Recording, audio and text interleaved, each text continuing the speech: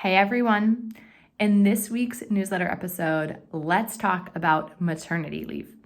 I have been talking a lot about different contemporary feminist issues over the last few weeks, and I wanted to bring this one up because maternity leave is absolutely a contemporary issue, and it's definitely lauded as this example of progress in feminism. And I just want to speak to the actual state of affairs of what's going on in the United States in regards to maternity leave policy. And however, this episode will be focused on U.S. maternity leave policy. I do think the concepts that we're going to talk about are applicable globally. All right, I just want to begin with a couple statistics based on the U.S. maternity leave policies. One is 25% of women go back to work within 2 weeks of having a baby. 25% of women go back to work within 2 weeks of having a baby. Now, that doesn't actually say anything about their maternity leave policies in that statistic alone, but you and I can both extrapolate that if women had adequate paid maternity leave, they wouldn't actually be back at work within 2 weeks. This isn't to say also that some of these women don't have maternity leave, but the policy might only allow for a week or maybe two that is paid, and then they are forced to return to work due to the monetary requirements. It also might be that they don't have any leave whatsoever and that they're using vacation time. They have 2 weeks a year. They use those 2 weeks and then they return back to work. So 25% of women who have a baby in the United States are back at work within 2 weeks. An additional 30% of women do not take any leave at all when they are having a baby, meaning they might take a few sick days and then they are back at work. So that's 30% of the American mother working population. So if we're just looking at this, just these two statistics, 25% of women who take leave are back within 2 weeks, and 30% of women are not taking leave at all, right? Meaning 55%, and based on these statistics are changing, these might be a little dated, but I do think this gets us in the ballpark. But over half of all women and mothers in the American workforce are back at work within 2 weeks after giving birth. Meaning this idea of a progressive maternity leave policy isn't actually impacting the lives of the majority of women in the American mother workforce. So we'll just start there. Now let's talk from an employer perspective. Only 40% of employers in the United States offer paid maternity leave. Now, that doesn't mean that only 40% of employees are offered maternity leave. We're not looking at sort of the breakdown of whether that, what percentage of the population that 40% of employers actually employs. But if we are looking at a company-based level, is also not in the majority, meaning the majority of businesses in the United States do not offer any paid maternity leave. That is still only 40% of employers. Now, I want to talk about another version, which is women who do have jobs that offer paid maternity leave, and share a little story here. I had a friend and a colleague who knew that she wanted to have more maternity leave with her first child. I think her employer offered 8 weeks of paid maternity leave, which in the grand scheme of things is actually quite progressive within, our United States policy, but she knew that wasn't actually going to be adequate. Now, this was a woman who was definitely in sort of the upper middle class. She had a very high paying job. She was also in a position of power within her work environment. So she was people's bosses and she coordinated a team and she worked in a capacity that was client facing. So in preparation for her birth of her child, she orchestrated her team to say that she wanted to take 6 months off to be with her baby, 6 months on maternity leave. Her team was totally okay with this, and she hired and moved people around to make sure the workload would be carried. She also met with all of her clients and informed them that this is what she wanted to do and got their sort of buy-in, essentially, and orchestrated her entire team and the whole sort of plan for the year to have this be seamless and not actually create any issues for the productivity of her business, of the business overall. So she had this idea, she orchestrated it all, she was in a position to do so, and then she went to the team of higher ups and presented this, and guess what they said? No.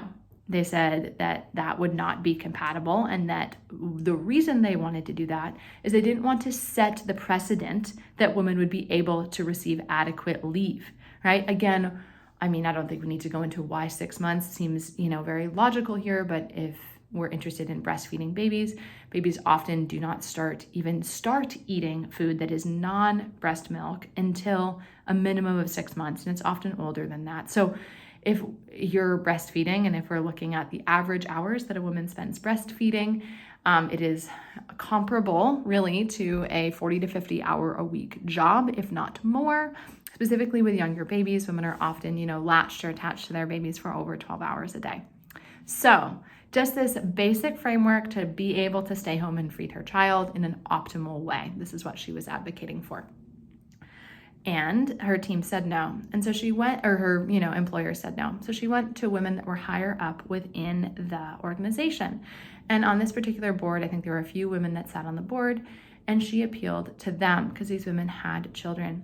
And this is what really struck out to me about her story is the woman that she spoke to was in tears. She was like, oh my goodness, it was so terrible. It was awful. I was crying when I had to leave my baby. It was really awful. But you know what? I got through it, and so did my child, and you will too.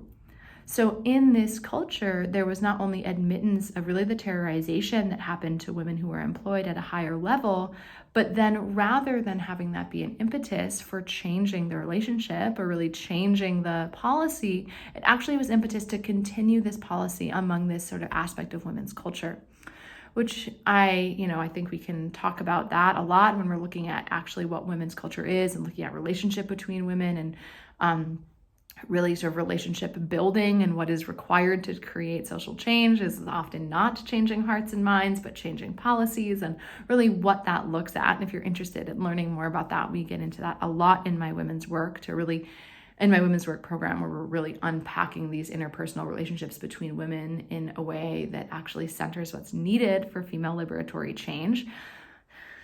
That's an aside, but I think that we all mostly have a version of this story. And guess what? This woman had the opportunity, because of her financial and social status, to be able to prioritize her child, right? And she left, right? She left her job. She wasn't able to stay. There is something that I do want to mention here, though, that if you are working for a large corporation, and I think this is just a good tip, and, I say this a little tongue-in-cheek as someone who is an employer, right? So this is, complicated from an ethical perspective, but I really do, first and foremost, advocate for moms and babies. But if you know that you are going to need to take more leave than, say, maybe your 3 weeks or 6 weeks that are paid and allotted, and you don't plan to go back to work, there is a consideration there of not telling your employer, because otherwise you likely will have absolutely zero paid leave if you tell them you're not going to return. So, just a side note or something to consider there. But I want to just mention, as I said, most of us have a story that is similar to one that I just shared. And really, what does that say about our culture, right? We hold this up as this huge moment of progress in feminism or progress in somehow like equality, right? Yet that isn't actually reaching this very, very basic, right, entirely basic fundamental need of mothers raising children, right? And this sort of the reality of the biological imperative that is different from men. All right. I also want to bring up the concept that has become very popular in this discussion lately, which is the concept of parental leave, right? So I now have lived in a state that had potentially the most progressive parental leave policy in the country, meaning both parents could take up to 12 weeks paid at a 75% salary, right, of your job.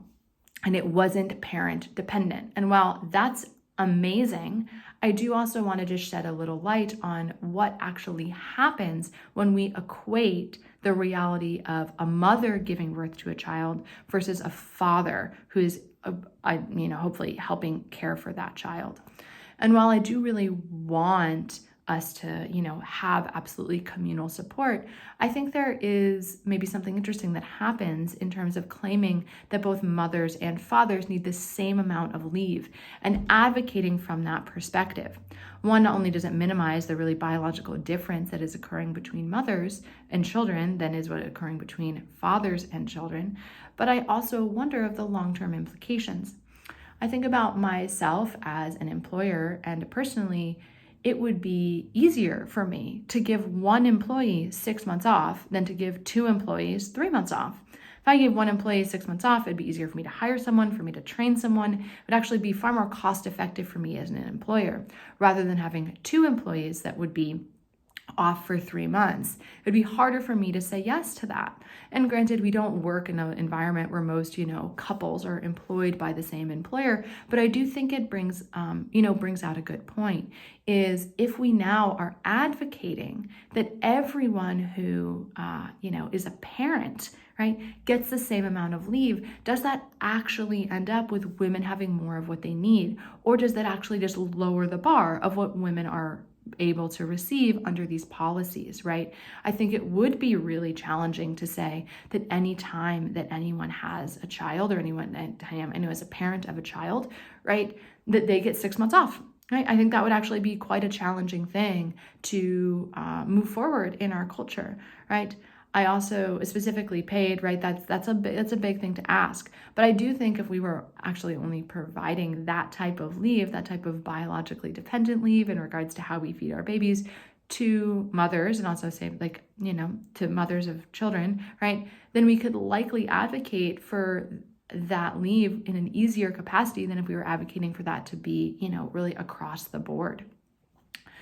And I just want to bring this up because it's not that I'm not advocating for fathers to be home with their children. Truly, I am. I see families that have that opportunity to just really move forward in a really empowered and beautiful postpartum way. And so this is a complicated issue, but I do want to just wonder if this concept of parental leave is serving women in our truly highest integrity, or if it can also be used as a way to limit the sort of unique biological needs of mothers and how they're related to their children. So just wanting to bring this up, and I think that in many ways, sort of this setup is like a de-incentivization to a lot of employers that ultimately ends up on the backs of women, right? This de-incentivization, meaning you have to give equal leave to both men and women, is actually de-incentivizing leave in the first place. And it's largely women who are on the receiving end of that problem. So just wanting to bring this up as food for thought. I know that we will get into this, sort of the murky interpersonal waters of what we actually think about maternity leave policies, but also just what we think about policies and, laws and guidelines and culture and how they relate to women and women's bodies in general. This is I think an example that a lot of us can relate to in our lives. That's why I want to talk about this one. But if you do have any thoughts or, success stories, or maybe not such successful stories about your experience with maternity leave or advocating for your family, I would love to hear them. I would love to hear from you. You can leave them in the comments below. And again, just allow this to really be food for thought and thinking about the importance of physiological centering for women, thinking about the biological difference between men and women and the reality of what that looks like in policy, and really some of the, sort of underbelly of what it can look like when we say that men and women have equal physiological needs, how more often than not that comes out sort of with women getting the short end of the stick, so to speak. And this is just one example. Okay, we will talk more, and thanks for listening. Again, if you're interested in this type of topics and how these types of topics and how our physiology really relates to our culture and our work overall, you can join me in women's work. All right, we'll talk soon.